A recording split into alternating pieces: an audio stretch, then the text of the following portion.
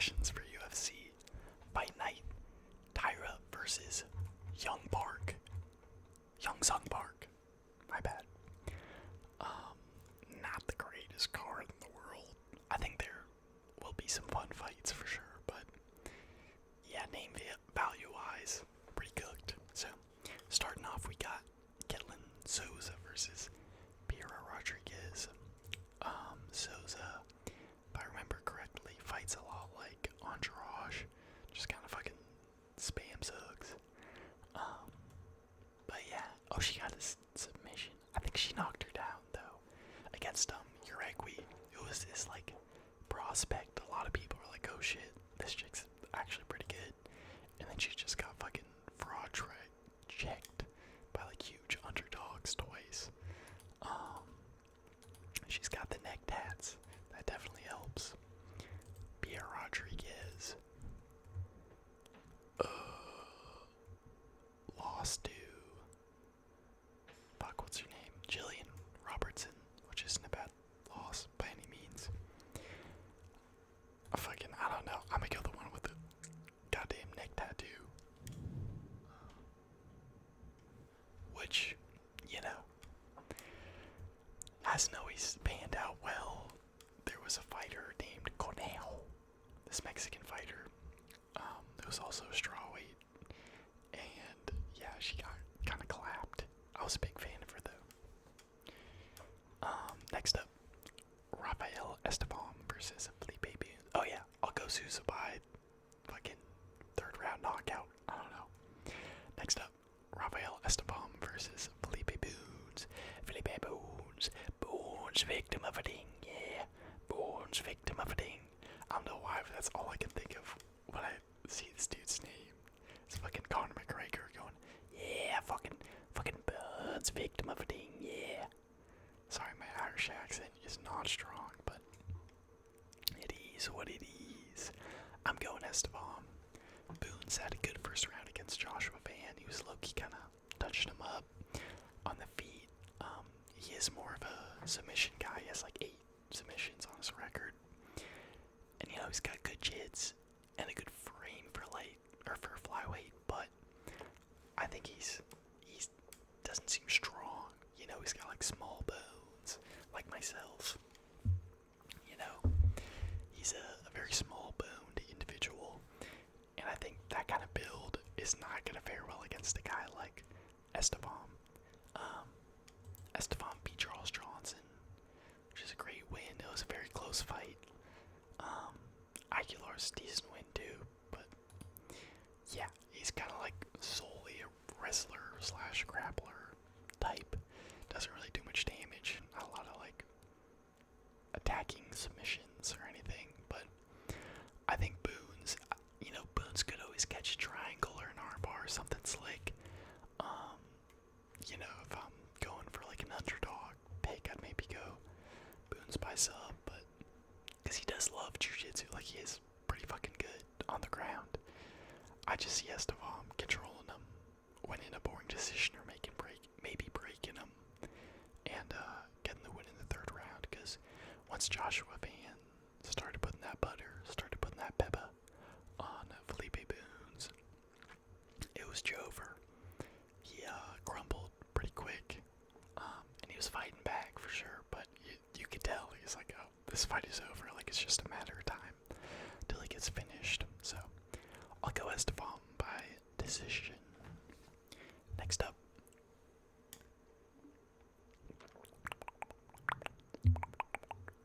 we got Austin Bashi versus John Giannis. Giannis coming in on short notice. I watched one of his fights in like LFA or some shit, and it was against this really skinny, like country-looking dude who I think was taller than him. And this country-looking dude, this lanky, skinny guy, was taking him down. He had decent enough defense, but the dude was getting his takedown, so eventually he had to fight for him, but he was still getting him. And Bashi, although he got fraud checked by C-Rod, which prospect hasn't, his grappling is fucking does have really phenomenal wrestling and jiu-jitsu. And yeah, I see him smoking Giannis, bro. I would be so surprised if Giannis gets the upset here. But I've got to imagine, I don't know why they don't have any of the odds. Good old UFC not trying.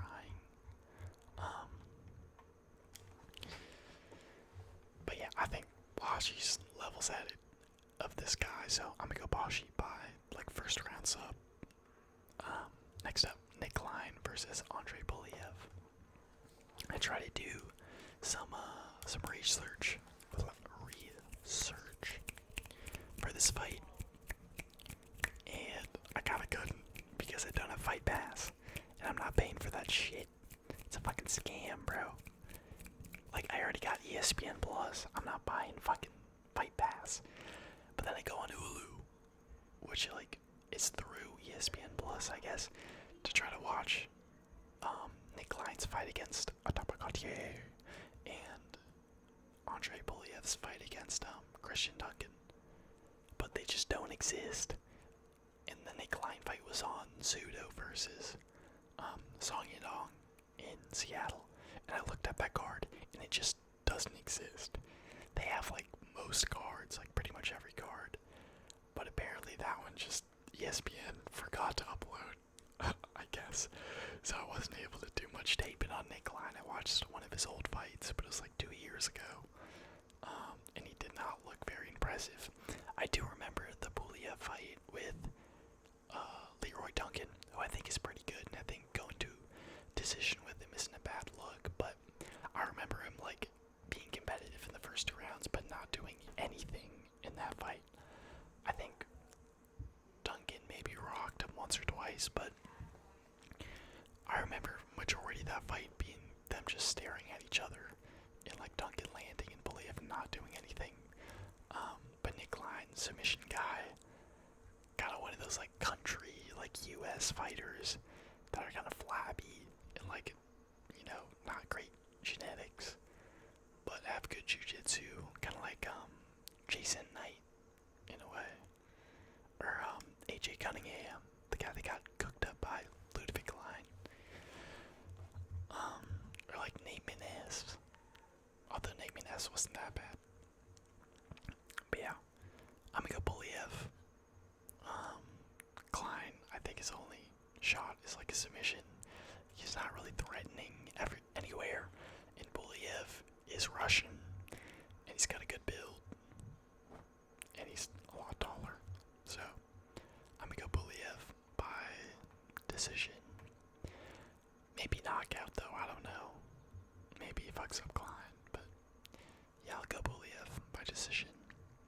Next up, pretty good fight. Rodolfo Vieira versus Tresean Gore. Tresean Gore.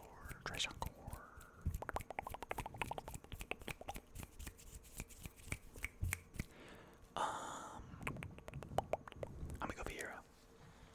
Gore does have good takedown defense, and he's a strong motherfucker, but Brian Battle had a lot of success grappling him, and I think if Brian Battle's getting you down, I think Vieira will.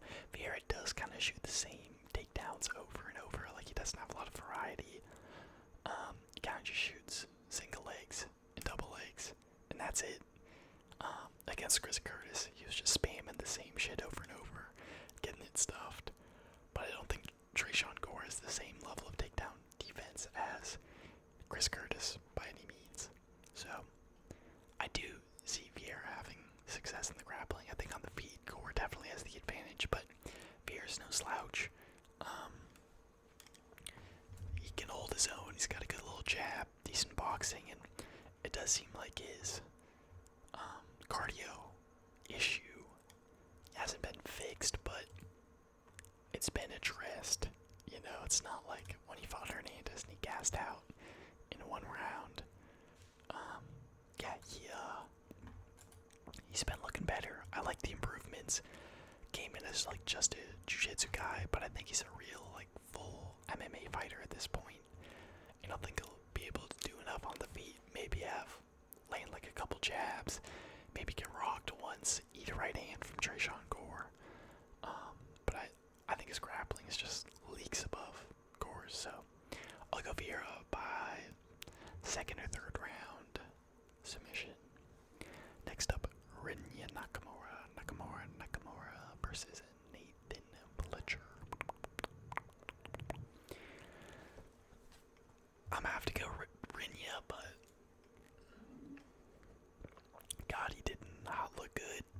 his last fight. Do some tapping. Yeah, he did not look strong. He fought Muin Gafarov, who I think is actually pretty good. I don't think Muin's that bad. He's fucking strong as hell. Good grappler. And my coach, he is or my former coach, he moved to Vegas. But my former coach is a Georgian man, and he kind of came up with Marab. He's one of Marab's like main training partners. And I asked him, because this was on the Marab versus Umar Islam versus Moicano card. And I was like, bro, who should I bet on? Like, what are some good picks? And he said Muin Gafarov and Marab, who were both like over plus. Marab was like plus 250, I think, and then Muin was like plus 400 or something crazy. And I didn't listen to him, bro. I was like, I think I'm alright. No, I'm good. I'll pass on that. But then he was right, bro. Both these motherfuckers cooked up as huge underdogs. Should've listened to him. And yeah, Renya, I don't understand what was going on in his mind. Like, Muin was doing very good.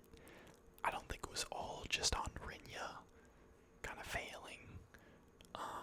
I think a lot of it was Muin was shutting down his like opportunities to grapple. Like, he wasn't giving him good opportunities to shoot. But that being said, Renya only shot like 1 or 2 takedowns the entire fight and just lost on the feet. Had nothing for him on the feet, and then decided not to shoot where like all your skill is.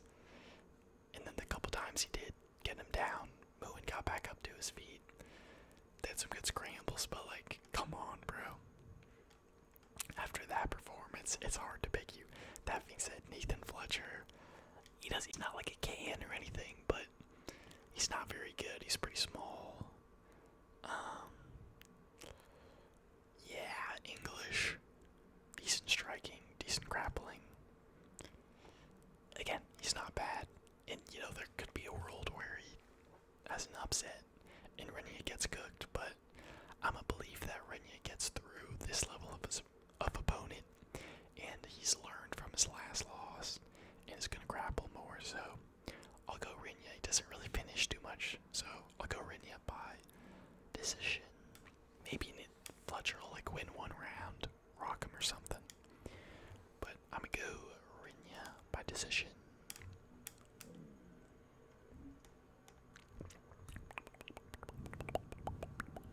Moving on to the main card.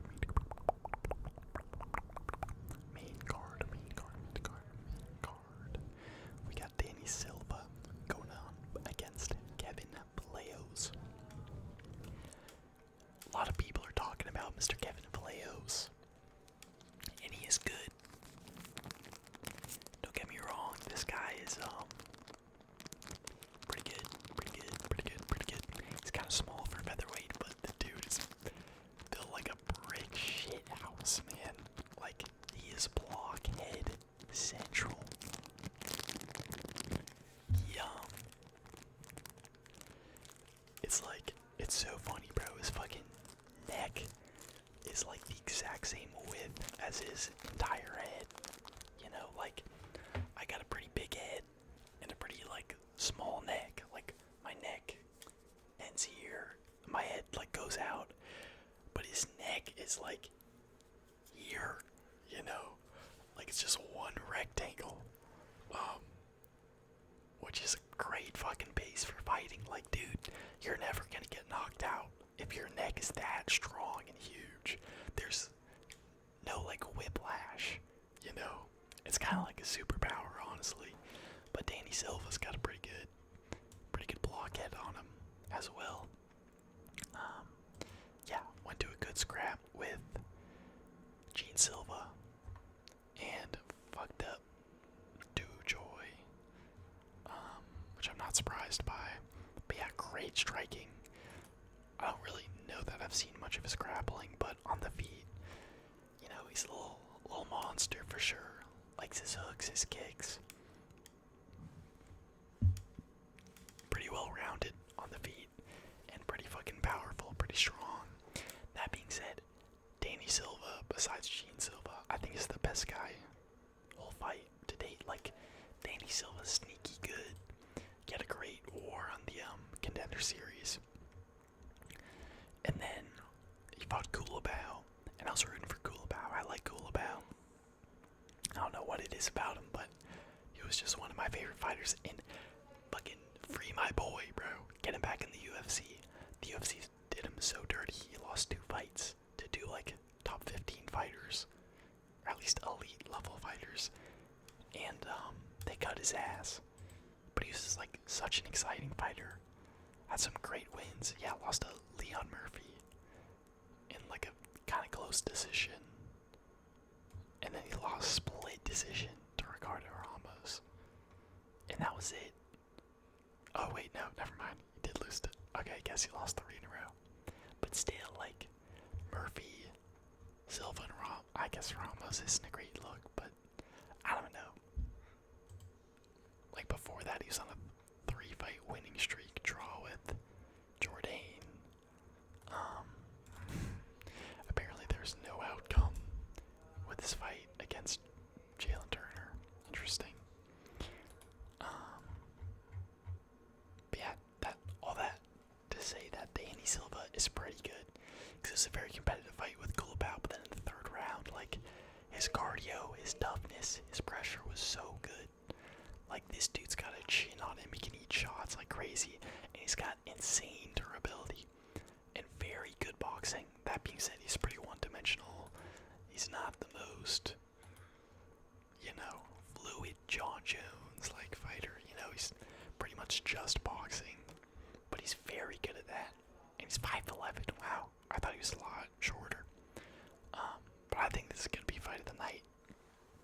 I know people are picking Brenner and Rebovich, which I think will also be a great fight. But dude, I'm very excited. I think this is like the second best fight on the card. I think it's gonna be a lot closer than people think. I do lean towards Kevin Vallejos though, because he has a lot more tools. Great kicks. He is kind of small, but Danny Silva's not huge. The only thing I had to worry about is his cardio, but again, like I said, he's not that big. He is explosive, but I don't know. That's the only way I could see Danny Silva win, is like surviving the onslaught, in the first 2 rounds, and then coming back in the 3rd and fucking up a gassed Vallejos. But I think Vallejos is gonna win this like 29-28 decision. Danny Silva's just unless he gets subbed, he's too hard to put out, bro. Like, Vallejos does have power. It can happen, but I think he's so durable. So yeah, I'm gonna go Vallejos by decision. Very much so. Looking forward to this fight. Next up, we got Angela Hill versus Lesu Zaleski dos Santos. Bro, tell me Neil Magny does not look exactly like Angela Hill. Like, just seeing him on the UFC website, looking at his face. Hold on.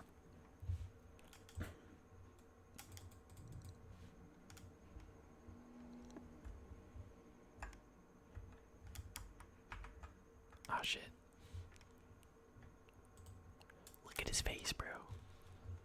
Look at that shit. That's goddamn Angela Hill. Come on. Yeah, I'm going Dos Santos. He is Nunk, and I like this matchup too. I think this is great matchmaking by the UFC. I want to see them do more shit like this. The fucking Unk veteran versus prospect matchup is so it's so overplayed. It's so overdone. Like, yeah, all the Unks fucking won in the Derek Lewis card, including Wonderboy, bro. Got robbed. But it's just like so overdone. The UFC's been doing it since the fucking inception, like since veterans of MMA existed, they've been putting him against prospects. It's like, dude, give me some hunk fights, man. Like, why is it always a young guy versus old guy? It's not like, oh, he beat Neil Magny, he's gonna be top 5. Like, oh, he passed the gatekeeper, he's legit. Oh, he beat Michael Johnson. You know, like that shit doesn't work. It doesn't really add credibility. It's like when fucking Jared Cannonier beat Anderson Silva. It's like, okay, you know, it's not like, oh shit, he beat Anderson. Anderson's fucking 42. Of course he beat Anderson. You know? So I like that they're doing the Unk matchup, Unk versus Unk. Dos Santos, I always think he's a grappler. I don't know why, but I always maybe because he's Brazilian, but I always think of him as a grappler, but he really doesn't. He's mainly a striker. Got great front kicks, decent boxing. Yeah, a lot of good kicks, a lot of good spinning wheel kicks. Does a lot of capoeira type shit. And you know, Neil Magny, you always know what you're gonna get. Sometimes he cooks up, sometimes he just gets fucking destroyed. I don't think he'll get fucking destroyed, but I do think he's not winning this fight. Dos Santos, I think he's got good elbows, if I recall. And Neil Magny's only way to win is clinching him up against the cage, landing his long knees, and gassing him out. But Dos Santos has great cardio.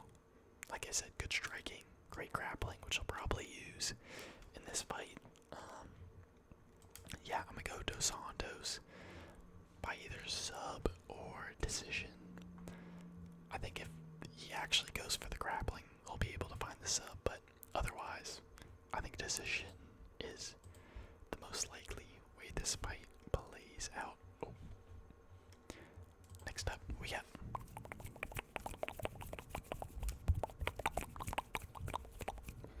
Nora Canole versus Carlo Rosa. Alright, we're gonna look at Canole's record because her name is so damn familiar. And I've definitely seen her fight, but I don't remember a single one. Beating Leon Edwards, that's a good win for sure. Mullins is pretty ass. Cavalcanti's another one where it's like I've heard that name a million times, but I don't remember a single fight. Okay. Alright, she's pretty good. Oh, but she lost to Cavalcanti. And then she beat Cohen. Haley Cohen. Who does not seem very good, so. Yeah, I'm gonna go Norm Dumont. Or no. Fuck. They're all the same, bro. I'm sorry. But these are all the same fighters. Like, this shit was probably a robbery knowing Aylin Perez. Benzikiazad, I think she kinda sucks. Oh yeah, she got whooped by Aldana. That was a great scrap though. Beat Yana Santos, not bad. Lost it. I don't know. This is like a pick'em. I'll go Carol Rosa. Just cause she's auntie. And the aunties and unks have been up lately, so I'll go Rosa. Carol Rosa. Carol Rosa. By decision. 29-28. Probably split. Next up, very fun fight. We got Esteban Ribovic. Is it Ribovich's? Ribovic versus Elvis Brenner. This is a close one. I was thinking about betting on Elvis Brenner because he's like plus 200, plus 220. And I think this is a very close fight. Brenner, he's not great, you know, but he's only lost to like good guys. Got fucking annihilated by Joel Alvarez. But I think that was a terrible stylistic matchup for him. Someone with power and length and good submissions. Like, it's gonna be tough, but beat Dukolov, who I think was pretty good. Yeah, Khabib was like cornering this guy. That's a great win.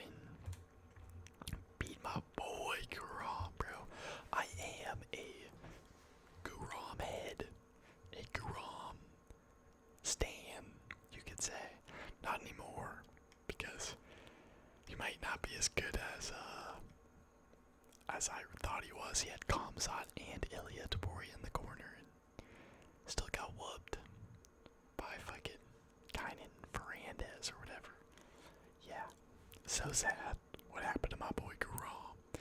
This dude, he fucking beat Gamrot. People saying it was a robbery, but it's a very close fight. But I do think he won based off damage.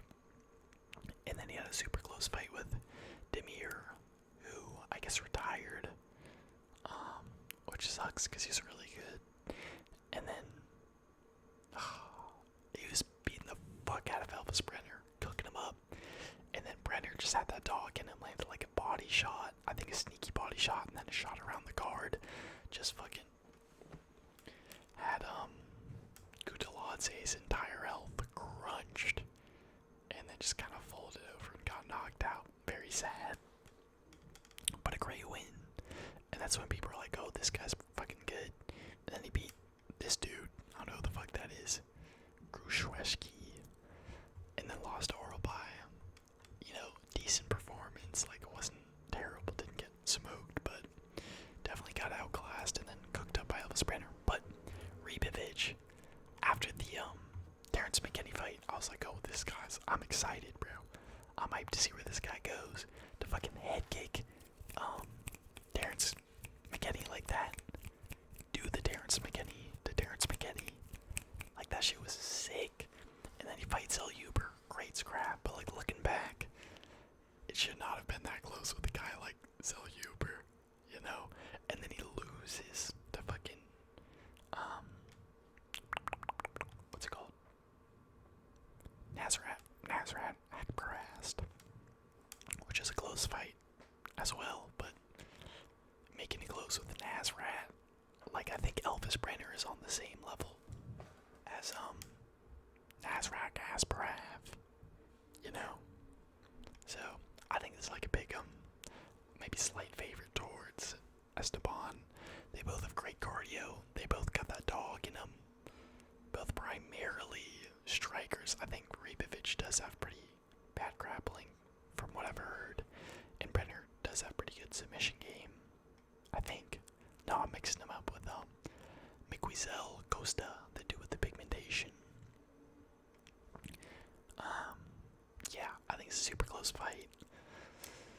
I think it'll be a banger. They'll scrap it on the feet. And I am leaning Esteban, but I wouldn't be surprised if Brenner, because I don't think either guy's getting finished, to be honest. I think it's going the decision, and both of them are very durable and have good cardio. And Esteban probably will have more output than Elvis, but I think Elvis might have bigger moments, so I'll go Ribovic by decision, but I would not be surprised with an Elvis Brenner upset.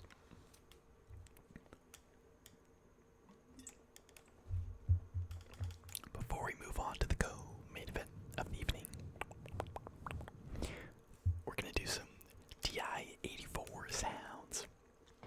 I thought this might sound alright.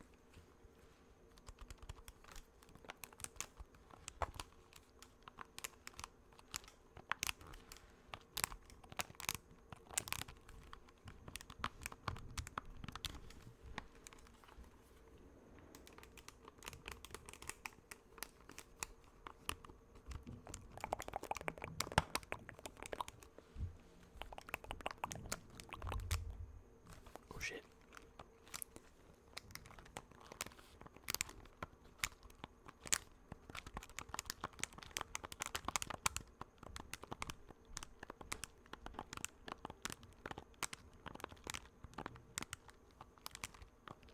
Hopefully that sounds good.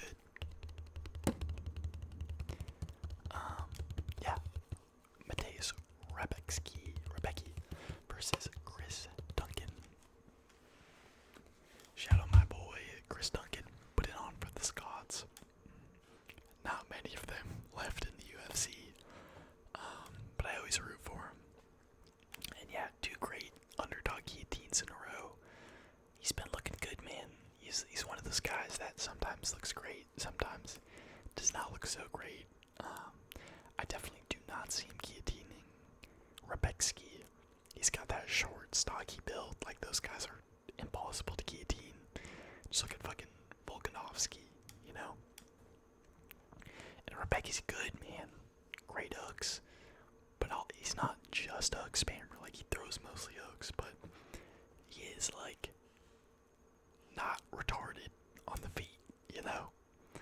Like, he actually throws in, like, good combos, and yeah, phenomenal scrap with Oral Ply, which is a great win, too. That fight was an insane pace. Both of them got rocked, and he was still pushing in the third round, which I really liked. I do think he's going to be a good bit smaller. He's not the biggest lightweight in the world. See how tall he is. Damn, lot of finishes. How do I see how fucking tall he is? What the fuck? There we go. 5'7", yeah. Not the tallest. But neither is Chris Duncan, 5'10". Yeah, I mean, I think it's just gonna be faster, better on the feet, more explosive. I would say probably better on the ground, but I don't know that he's gonna shoot a lot against Chris Duncan. I think he's gonna maybe mix it in a little bit, but just keep it on the feet for the most part. Fucking tune up Chris Duncan, who I do think has been rocked before. Let's look at Chris Duncan's. I know Charlie Campbell was fucking him up until he came back. Oh yeah. Oh no, he got subbed by Torres. Yeah, true. Damn, that's crazy. Chris Duncan is fucking 4-1 in the UFC. That's impressive. I thought he lost a lot more fights than that, but yeah, I'm going Rebecki. Rebecki's fucking good, bro. Like, I don't know what to say, dude. He's a meatball. He's from Poland. He's got good grappling, good striking. Chris Duncan kind of just has a good guillotine and sometimes looks pretty good on the feet with like sharp kind of boxing and good kicks. So I'm going Rebecki. I want to say decision, but I could also see him knocking out Chris Duncan. I'll go decision. Actually, no. I don't know. Fuck. Sure, yeah, I'll go decision. Why not? Alright, moving on to the main event of the evening. We've got some controller sounds, too.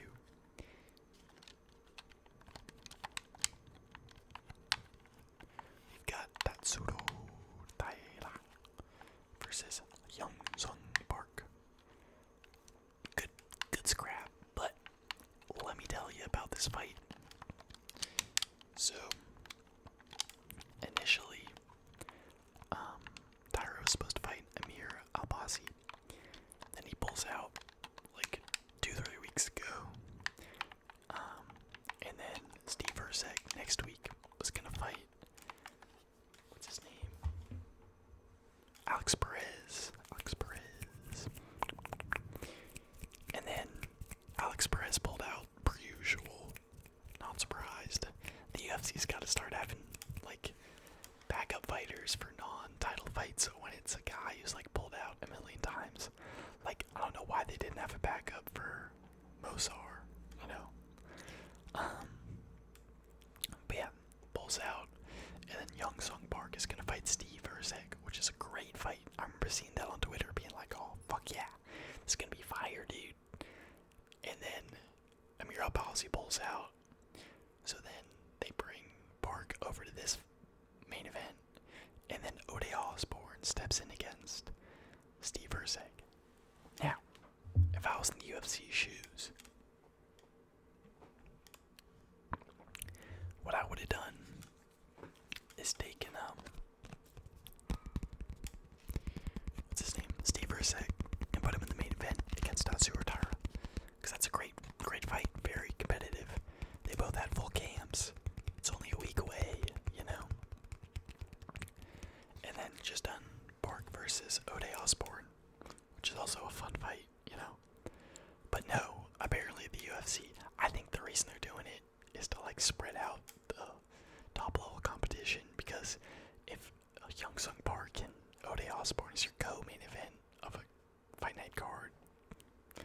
Not a great look, so I think they're trying to save face and fucking have some name value on these dog shit Apex cards. Which, yeah, not all these fights are terrible, but you can tell the UFC is not trying at all with this shit. I like Park, dude. He kind of reminds me of like Do Joy, and not just because he's Asian. He fights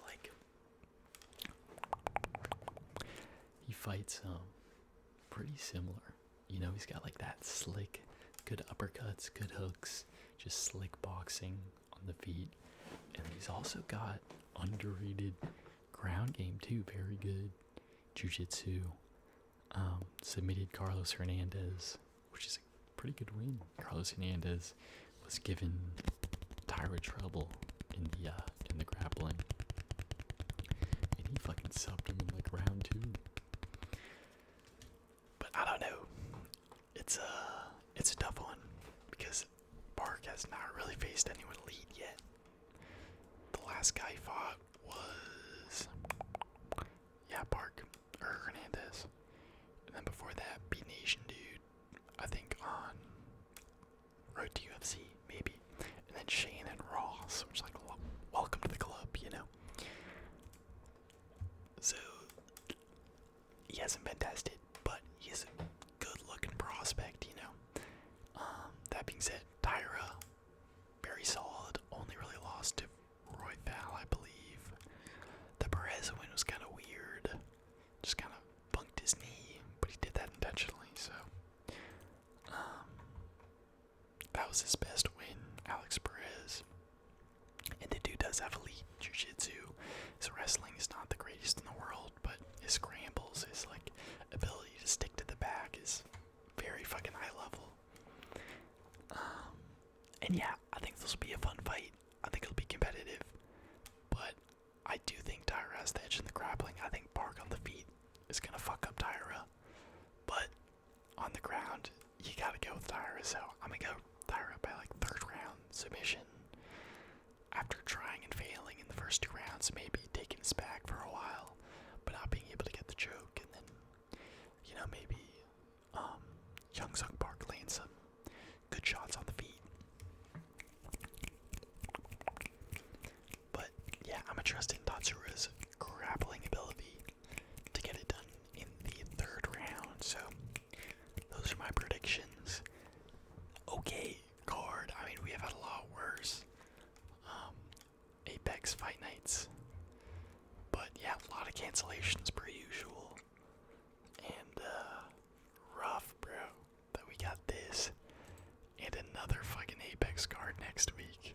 But at least we got 319 to look forward to. Oh, also, let me know in the comments if you were watching MMA like before 2024, 2023. Let me know how you feel about these fucking Apex cards, because I swear the cards used to be good. Like, not every card was a banger. There were weaker cards for sure, but nothing like this, where it's like half the fucking fighters are from the Contender Series or making their debut or stepping in on short notice.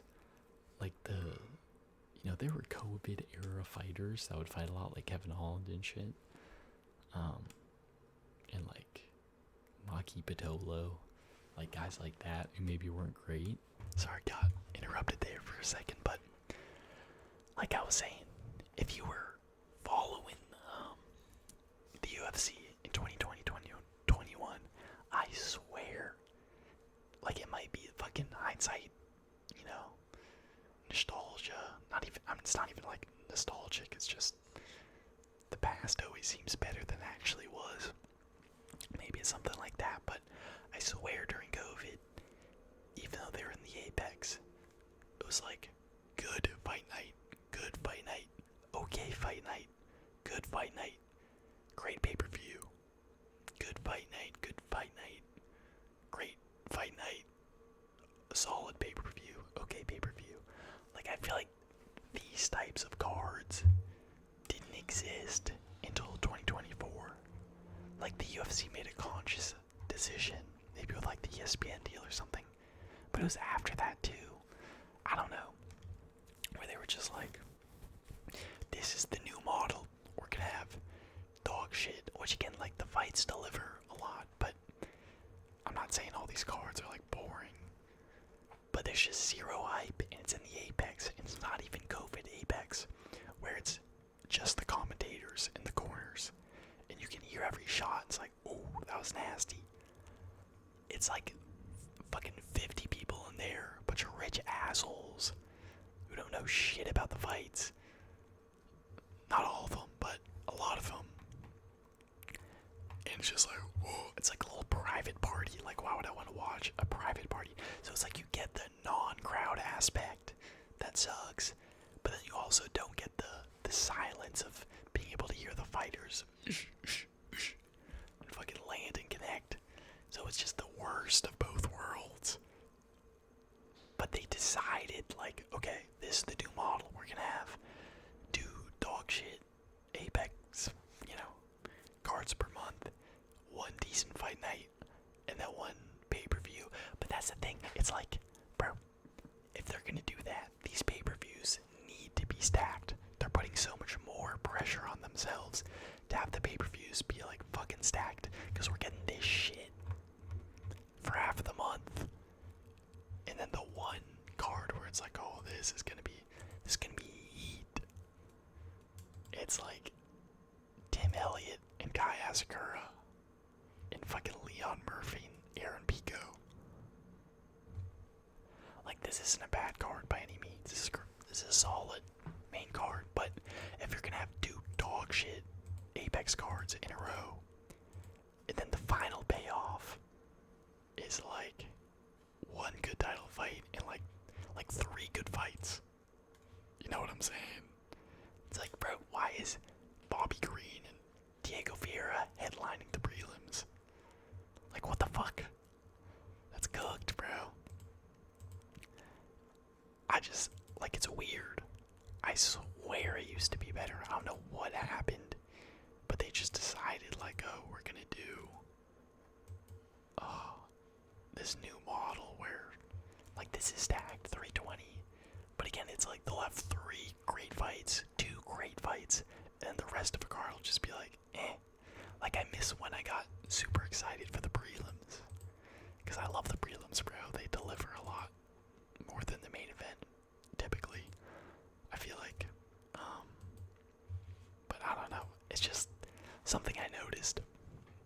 Oh yeah, and Hazmat got kicked out off this card, which is pretty sad. I was excited to see him versus Vinny, and then Yusori Belka the Glory. Would have been a great fight. That guy, like, beat Pereira, I think. So yeah, that's just my little rant. But yeah, let me know in the comments if you guys have noticed that about the UFC. And I hope with whatever fucking deal they get after ESPN, they switch it up, because I'm tired of this shit, bro. They ain't just been saying, oh yeah, we're gonna get out of the Apex, we're gonna get out of the Apex for fucking 2 years. And he ain't doing it. He's fucking laying it in, bro. He's being a lazy fuck. And it's like, the UFC's so big that these states are paying millions of dollars in taxpayer money to have the UFC come to their place and have events. And there are more places than ever that have a lot of good fighters that the UFC hasn't been to in forever. Like, so many places. And it's like the UFC's going to, like, fucking, they go for the pay-per-views. It's always the same goddamn places. Canada, Vegas, Florida, and fucking LA, and New York, MSG. And then it's like you'll get a fight night in fucking Ohio every now and then. But it's like, damn, bro.